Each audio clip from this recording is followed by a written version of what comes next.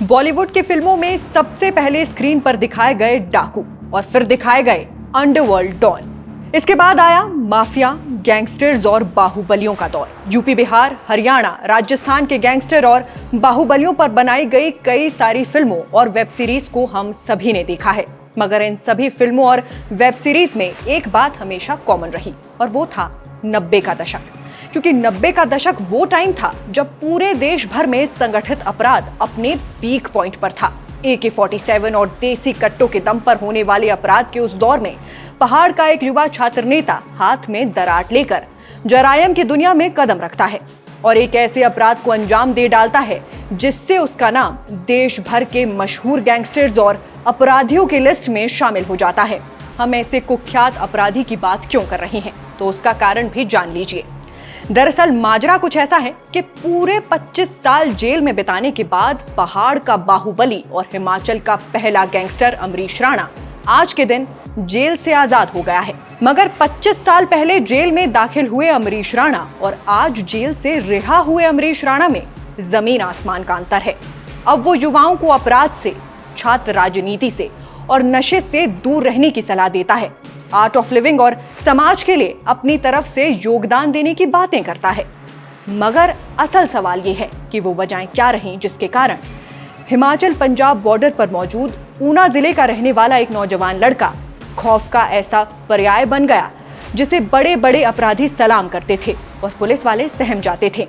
हिमाचल, दिल्ली, पंजाब और हरियाणा की अलग अलग जेलों में रह चुके अमरीश राणा के बारे में एक बात बड़ी मशहूर है कि जिस भी जेल में अमरीश राणा बंद रहा, वहां पर ट्रांसफर लेने से हर पुलिस अधिकारी और कर्मचारी ने एक बार के लिए संकोच जरूर किया।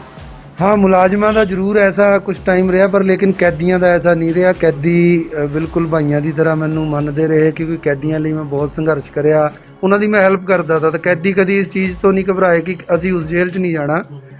बाकी डिपार्टमेंट का जरूर रहा। कांग्रेस के छात्र संगठन NSUI के प्रधान रह चुके अमरीश राणा का राजनीति में भी एक अच्छे लेवल तक दखल रहा। मगर 25 वर्षों तक पश्चाताप की चक्की पीसने के बाद अमरीश राणा का ये कहना है कि छात्र के जीवन में राजनीति नाम की चीज होनी ही नहीं चाहिए। ठेठ पहाड़ी अंदाज और खालिस पंजाबी में बातचीत करने वाले अमरीश राणा का छात्र जीवन भी कई तरह के किस्से कहानियों से भरा रहा है। कॉलेज में पढ़ाई के दौरान अचानक से गुस्सा हो जाना, मारपीट, लड़ाई झगड़ों में संलग्नता, अपने यार दोस्तों की गैंग बनाना, इस तरह के काम अमरीश राणा के नाम के साथ पहले से ही जुड़ने लगे थे। मगर नौजवान अमरीश राणा के व्यक्तित्व में लाख बुराइयां होने के बावजूद कुछ ऐसी अच्छाइयां भी थी जो अपने आप ही लोगों का ध्यान अमरीश की ओर खींच लेती थी। नाम न छापने की शर्त पर अमरीश की स्टोरीज कवर करने वाले पत्रकार बताते हैं कि अमरीश छात्र जीवन से ही उग्र स्वभाव का रहा, लेकिन उसने हमेशा ही लड़कियों का सम्मान किया और अगर कोई भी उसके सामने लड़कियों को परेशान करता नजर आया तो उसका अमरीश के हाथों मार खाना पक्का रहता था। अपनी इस रॉबिन हुड वाली छवि के साथ अमरीश राणा ने छात्र राजनीति करते हुए काफी कम उम्र में ही अपनी एक अलग पहचान बना ली थी। इस सब के किस्से कहानियों के बीच ऊना जिले के साथ ही आसपास के इलाकों और प्रदेश के बाहर भी अमरीश राणा का कद लगातार बढ़ रहा था। दो बहनों के भाई और साधारण सा जीवन जीने वाले माता पिता का इकलौता बेटा अमरीश राणा 90 के दशक में ऊना के पंजावर क्षेत्र का एक ऐसा नाम बन चुका था जिससे या तो हर कोई खौफ खाता था या फिर उसका सम्मान करता था। मगर फिर आती है 10 सितंबर 1999 की वो तारीख जिसने अमरीश राणा की जिंदगी को पूरी तरह से बदल कर रख दिया। 10 सितंबर 1999 को ऊना पुलिस थाने में एक FIR दर्ज होती है। अमरीश राणा और कुछ अन्य लोगों को आरोपी बनाया जाता है और इन पर आरोप लगता है 3 लोगों की हत्या करने और कुछ अन्य को घायल करने का। वारदात के तुरंत बाद अमरीश राणा फरार हो जाता है और फिर 16 दिन के बाद पुलिस उसे गिरफ्तार कर लेती है। इसके बाद जेल के अंदर शुरू होता है अमरीश राणा के जीवन का अगला अध्याय, जिसमें वो पुलिस वालों से झगड़ा करता है और अपनी जेल तोड़कर फरार हो जाता है। ऊना के SP धर्मपाल और अमरीश राणा के बीच हुई लड़ाई के किस्सों को आज भी लोग याद करते हैं कि किस तरह से SP के साथ झगड़ा करने पर उसे गिरफ्तार किया जाता है और फिर वो SP से बदला लेने के लिए जेल तोड़कर फरार हो जाता है। जेल से फरार होने के बाद हथियार खरीदने के लिए अमरीश राणा देश की राजधानी दिल्ली पहुंचता है, जहां उसकी दोस्ती अन्य कई गैंगस्टर्स के साथ हो जाती है जिनसे वो हथियार की मांग करता है, तो उसे बदले में अपराध करने को कहा जाता है। ਫਰਾਰ ਹੋ ਕੇ ਫਿਰ ਮੈਂ ਜਿੱਦਾਂ ਕਹਿੰਦੇ ਜਿੱਦਾਂ ਦੀ ਬੰਦੇ ਦੀ ਸੋਚ ਹੋਵੇ ਉੱਦਾਂ ਦੇ ਬੰਦੇ ਮਿਲ ਜਾਂਦੇ। ਇਸ ਤਰ੍ਹਾਂ ਮੇਰੇ ਲਿੰਕਸ ਹੋ ਗਏ ਫਰਾਰੀ ਦੇ ਵਿੱਚ ਬੜੇ ਬੜੇ ਗੈਂਗਸਟਰਾਂ ਨਾਲ ਹੋ ਗਏ। ਜਦੋਂ ਮੈਂ ਮਕਸਦ ਸ਼ੇਅਰ ਕਰਿਆ ਉਹਨਾਂ ਨੇ ਕਿਹਾ ਵੀ ਹਾਂ ਵੀ ਇਹ ਤਾਂ ਵੀ ਇੱਕ ਐਸਪੀ ਮਾਰਨਾ ਵੀ ਮੇਰੇ ਲਈ ਬੜੇ ਵੱਡੇ ਵੈਪਨ ਚਾਹੀਦੇ, ਵੀ ਮੈਨੂੰ 47 ਚਾਹੀਦੀ ਜਾਂ ਗ੍ਰਨੇਡ ਚਾਹੀਦੇ। तो मैं वो वैपन खरीदने वास्ते पैसे नहीं थे, वो इनडायरैक्टली मैं किते डकैतियां दे विच भी इनवॉल्व हो गया, जिथे वो पैसा इकट्ठा करने वास्ते कि असी वैपन खरीदने 47 खरीदनियां ग्रनेड खरीदने, चलो असी उत्थे तक लिंक करे। बाकी वो बंदा सोचता है करने कराने वाला परमात्मा है, वो फिर किते ना किते असी चलो उस तो पहले वो मकसद तो पहले असी अरेस्ट हो गए।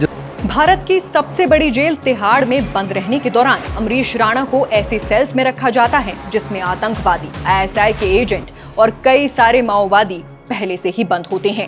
मैं अन्य राज्य ਦੀਆਂ ਜੇਲ੍ਹਾਂ 'ਚ ਵੀ ਰਿਹਾ, ਪੰਜਾਬ 'ਚ ਰਿਹਾ, ਤਿਹਾੜ ਰਿਹਾ। ਮੈਨੂੰ ਬੜੇ ਟੈਰਰਿਸਟਾਂ ਨਾਲ ਰਹਿਣੇ ਦਾ ਮੌਕਾ ਮਿਲਿਆ, ਮਾਓਵਾਦੀ ਲੀਡਰ ਕਾਫੀ ਜਿਹੜੇ ਵੱਡੇ ਉਹਨਾਂ ਨਾਲ ਰਿਹਾ, ਆਈਐਸਆਈ ਦੇ ਏਜੰਟ ਹੈ ਜਿਹੜੇ ਉਹਨਾਂ ਨਾਲ ਰਿਹਾ, ਉਹਨਾਂ ਨਾਲ ਰਹਿਣੇ ਦਾ ਮੌਕਾ ਮਿਲਿਆ। ਮੌਕਾ ਇਸ ਤਰ੍ਹਾਂ ਮਿਲਿਆ ਕਿ A+ ਕੈਟਾਗਰੀ ਦੇ ਜਿੱਦਾਂ ਹਾਰਡਕੋਰ ਕ੍ਰਿਮੀਨਲ ਜਾਂ ਜ਼ਿਆਦਾ ਵੱਡੇ ਕ੍ਰਿਮੀਨਲ ਹੈ ਜਾਂ ਟੈਰਰਿਸਟ ਹੈ, ਉਹਨਾਂ ਦਾ ਇੱਕ ਅਲੱਗ ਬਲੋਕ ਹੁੰਦਾ ਦੂਸਰੀਆਂ ਸਟੇਟ ਦੀਆਂ ਜੇਲ੍ਹਾਂ 'ਚ। ਇਸੇ ਤਰ੍ਹਾਂ ਮਤਲਬ ਮੈਨੂੰ ਵੀ ਜਿੱਦਾਂ ਉਸੇ ਕੈਟਾਗਰੀ 'ਚ ਗਿਣਿਆ ਜਾਂਦਾ ਤਾ ਕਿ ਇਹ ਬੜਾ ਖਤਰਨਾਕ ਅਪਰਾਧੀ ਆ, ਤਾਂ ਮੈਨੂੰ ਵੀ ਉਹਨਾਂ ਦੇ ਨਾਲ ਹੀ ਰੱਖਿਆ ਜਾਂਦਾ ਤਾ। ਜਦੋਂ ਮੈਂ ਉਹਨਾਂ ਨਾਲ ਟੈਰਰਿਸਟ ਆਰਗੇਨਾਈਜੇਸ਼ਨ ਦੇ ਜਿਹੜੇ ਲੀਡਰ ਥੇ ਜਾਂ ਆਤੰਕਵਾਦੀ थे, ਮੈਂ ਉਹਨਾਂ ਨਾਲ ਰਹਿ ਰਿਹਾ ਤਾ।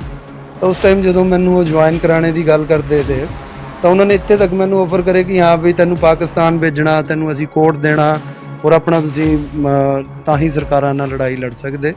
ਤਾਂ ਮੇਰਾ ਉਹਨਾਂ ਨੂੰ ਇਹੀ ਆਨਸਰ था ਵੀ ਮੇਰੀ ਇਤਨੀ ਬੜੀ ਲੜਾਈ ਨਹੀਂ ਹੈ ਔਰ ਮੈਂ ਆਪਣੇ ਆਪ ਨੂੰ ਨਹੀਂ, ਮੈਂ ਮਤਲਬ ਮੇਰੇ ਘਰ ਦੇ ਮੇਰੇ ਰਿਸ਼ਤੇਦਾਰ ਇਸ ਚੀਜ਼ ਨੂੰ ਬਰਦਾਸ਼ਤ, ਕੋਈ ਵੀ ਮੈਂ ਵੀ ਇਸ ਚੀਜ਼ ਨੂੰ ਬਰਦਾਸ਼ਤ नहीं कर पाऊँगा कि मेरे ते एड्डा बड़ा एक आरोप लग जाए कि मैं एक टेररिस्ट है।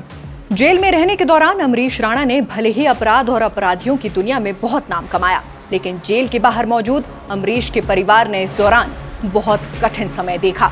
मई 2015 में जब अमरीश के पिता का देहांत हुआ तो चिता को मुखाग्नि देने के लिए अमरीश राणा को कोर्ट ने 2 दिन के लिए छुट्टी पर भेजा। पुलिस की घेराबंदी में अमरीश राणा ने जब अपने पिता को मुखाग्नि दी तब उस वक्त अमरीश की आंखों में आंसू थे। सैकड़ों लोगों की भीड़ के बीच नम आंखों के साथ खड़ा एक गैंगस्टर उस दिन बहुत रोया था। अमरीश राणा की मां ने भी अपने बेटे को जेल से बाहर निकलवाने के लिए काफी प्रयास किए। अपने जीवन में 70 से अधिक बसंत देख चुकी अमरीश राणा की मां ने कई बार प्रदेश की सरकार के सामने ये मांग उठाई कि मेरा बेटा अपने जुर्मों की बहुत लंबी सजा भुगत चुका है, वो अब सुधर गया है, इसीलिए मेरे बेटे को रिहा कर दो। वहीं अब आज अमरीश के जेल से रिहा होने के बाद उनके परिवार में खुशी की लहर है। अमरीश के संगी साथी आज उन्हें जेल के बाहर रिसीव करने भी पहुंचे, जिसकी तस्वीरें आप मेरी बगल की स्क्रीन पर देख रहे हैं। अब अगर आप अमरीश राणा द्वारा किए गए अपराधों के आधार पर उन्हें जज करने बैठे हैं तो निसंदेह वो आपको एक आरोपी से ज्यादा कुछ नहीं लगेंगे। लेकिन हमें एक बात हमेशा याद रखनी चाहिए, अपराधी पैदा नहीं होते बल्कि बनाए जाते हैं। जिस तरह हर संत का एक बीता हुआ कल होता है, उसी तरह हर एक पापी का एक भविष्य भी होता है जिसमें वो एक बेहतर जिंदगी जीता है। आपको बता दें कि अमरीश राणा ने जेल में रहने के दौरान अपने जीवन में कई सारे बदलाव लाए। अमरीश ने भले ही जेल में रहते हुए पुलिस वालों और जेल के अधिकारियों से कई बार पंगा लिया, लेकिन उसने जेल में रहते हुए कई सारे कैदियों की मदद भी की। अमरीश अपने और कैदियों के हक के लिए कई बार अनशन पर बैठे। आर्थिक तौर पर मदद करने की बात हो या कानूनी तौर पर मदद करने की, अमरीश हमेशा ही अपने साथियों के साथ खड़े रहे। अमरीश ने जेल में रहते हुए राजनीति भी की और समाज सेवा भी, यहाँ तक कि उन्होंने अपने धन से कई लड़कियों का विवाह दान भी करवाया।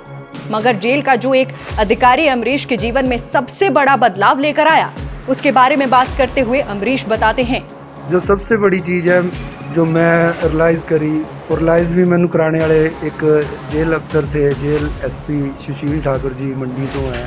मेन मेरी जिंदगी ਨੂੰ ਚੇਂਜ ਕਰਨੇ ਦਾ ਸਭ ਤੋਂ ਵੱਡਾ ਸ਼੍ਰੇਅ ਉਹਨਾਂ ਨੂੰ ਹੀ ਜਾਂਦਾ। ਉਹਨਾਂ ਨੇ ਮੈਨੂੰ ਆर्ट ऑफ लिविंग ਨਾਲ योग ਨਾਲ जोड़िया।